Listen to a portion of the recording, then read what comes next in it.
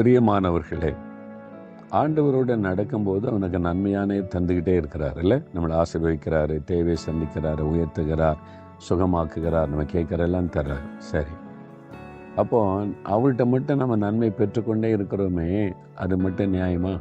அப்போ நம்ம என்ன செய்யணும்?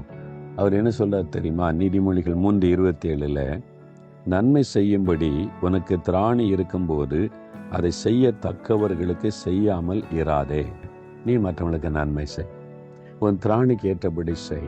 தேவையில் இருக்கிறாங்களே, நன்மை செய், அவங்களுக்கு உதவி செய். அது ஆண்டவருக்கு பிரியம். முடியாதது சொல்லலை, உனக்கு நன்மை செய்ய திராணிக்கு ஏற்றபடி. ஆண்டவர் சொல்றார், உனக்கு நன்மை செய்வதற்கு திராணி இருக்கும்போது. கடன் வாங்கி ஆண்டவர் செய்ய சொல்லலை, யாருக்குமே ஜாமீன் கையெழுத்து போட்டாருங்க அதுக்காக, அது செய்ய சொல்லலை. அது தப்புன்னு ஆண்டவரே சொல்றாரு.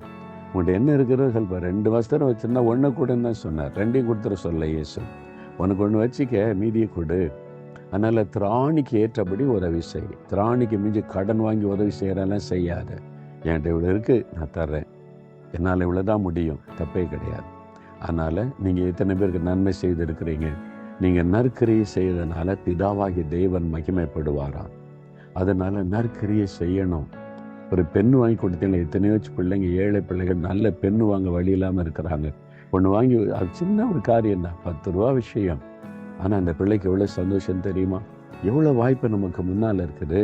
ஒன்றுமே செய்யாமல் எனக்கு மட்டும் ஆண்டவர் நன்மை செய்துக்கிட்டே இருக்கணும்னா சுயநலவாதியாக இருக்கக்கூடாது. இப்போ ஒரு ஆறுதல் படு, ஒன்றுமே இல்லைங்க, காசுலாம் இல்லைங்க என்கிட்ட அப்படின்னு சொன்னீங்களா, ஆஸ்பத்திரிக்கு போங்க, யாருமே இல்லாமல் தனியாக படுத்திருப்பாங்க, ஆறுதலாக பேசுங்க, பயப்படாங்க, நான் உங்களுக்காக வேண்டுதல் செய்கிறேன், சரியாயிரும். ஒரு ஆறுதலான வார்த்தை, அது ஒரு நன்மை தான். அதனால் இந்த உலகத்தில் எத்தனையோ பேர் எத்தனையோ தேவையில் ஒரு ஆறுதலாக யாராவது பேச மாட்டாங்கன்னான்னு கூட ஏங்கிக்கிட்டு இருக்கிறாங்க. அவங்கள்ட்ட போய் பேசினாலே உங்களுக்கு சந்தோஷம் உண்டாகிரும். ஏதாவது ஒரு நன்மை செய்யுங்க, உங்களால் முடியும். திராணிக்கு ஏற்றபடி நன்மை செய்யுங்க என்று ஆண்டவர் சொல்லுகிறார். ஆண்டவரே, நான் நன்மை செய்யணும், திராணிக்கு ஏற்றபடி தகுதியான ஆட்களுக்கு செய்யணும், எனக்கு கரெக்டாக கைட் பண்ணுங்க. இன்றைக்கி ஒரு ஆளுக்கு நன்மை செய்யணும், டெய்லி காலையில் ஜெபிங்க, தினம் ஒருத்தருக்கு நன்மை செய்யும்படி கர்த்தர் உங்களுக்கு உதவி செய்வார். ஆண்டவர்கிட்ட ஜெபிக்கலாமா? தகப்பனே, எங்களுக்கு நன்மை செய்கிறதுக்கான வாய்ப்பை நீங்கள் தர்றீங்க.